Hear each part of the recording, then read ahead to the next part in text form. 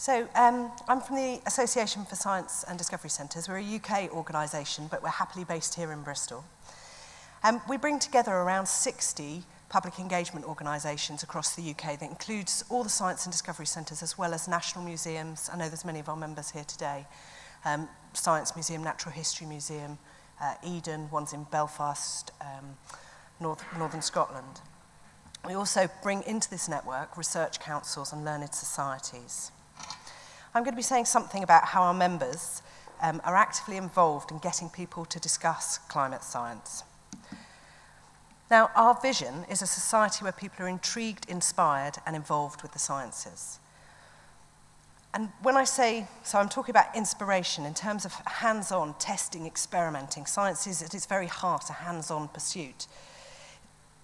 Our approach is sort of not to fill people with facts, but sparking an interest about getting them to question. And in the context of climate science, it's hugely important that people are getting an appreciation for the process of science and about risk, because that's a large part of what we're conveying.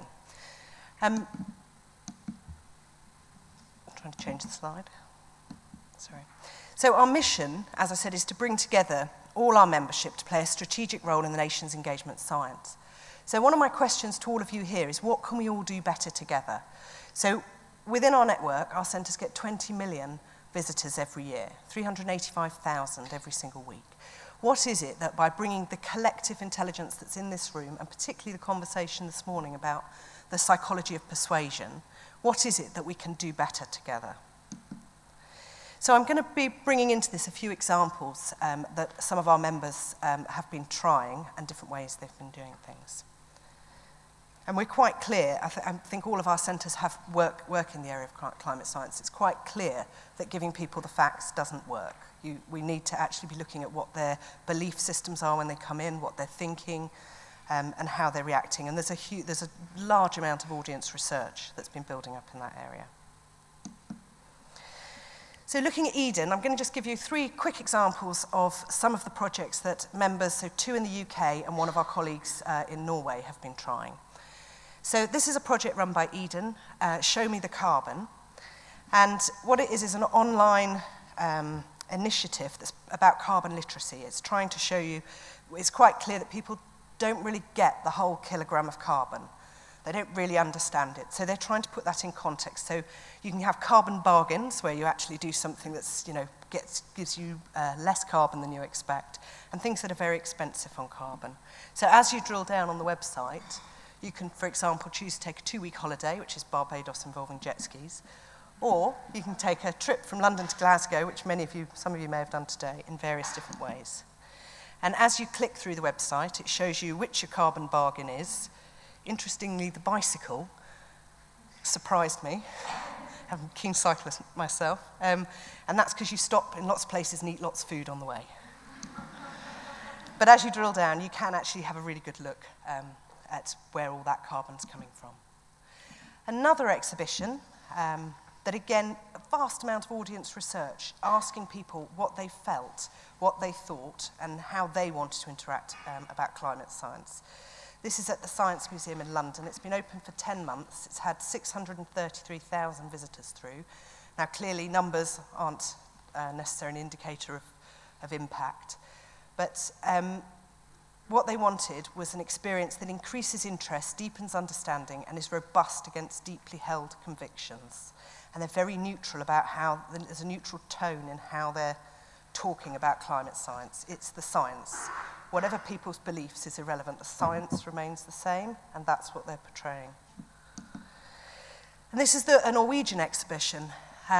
This is from Oslo. I particularly like this one. Last year I convened a group in terms of everyone working across Europe building climate science-related exhibitions.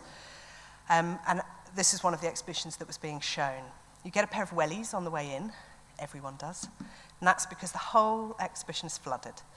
It's in 10 centimetres of water, at least. You vote with your feet, so this is voting systems. They can get on and off things and vote with their feet. And there's also lumps of ice that are melting as you go around the exhibition. This is amazingly a travelling exhibition. So anyone wishing to take it, I'm sure it can come to Bristol or the UK. We heard a lot about this earlier. I just wanted to raise the issue of trust. It's absolutely key to what we're all doing. So where is the information from? Do I trust the source? Does the information feel right? This is something that we keep on hearing. I can see I only have a few moments left. So there's mismatches, that feeling that things don't add up. If it's that bad, why aren't the government doing something? If the problem's that big, how can changing a few light bulbs help? And my energy company keeps telling me to reduce energy, but they're making cash out of it. It just doesn't make sense. I mean, they make cash the more energy you use. So these things don't make sense, and people know this. Now, I don't know, can you see the data on that?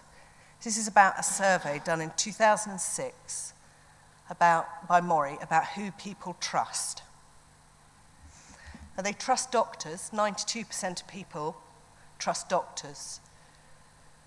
Teachers, professors, judges, 75%. But when we go down to government ministers, sorry if there's any in the room, politicians, again, and journalists, the messages is the public only trust 22% of ministers, 20% of politicians, 19% of journalists. And we've got to look at who is giving the messages to the public about climate science. And the point was made earlier that the organisations in this room, the charitable organisations that aren't seen to be connected with government, are probably far better positioned in people's minds to be giving these types of messages. Thank you.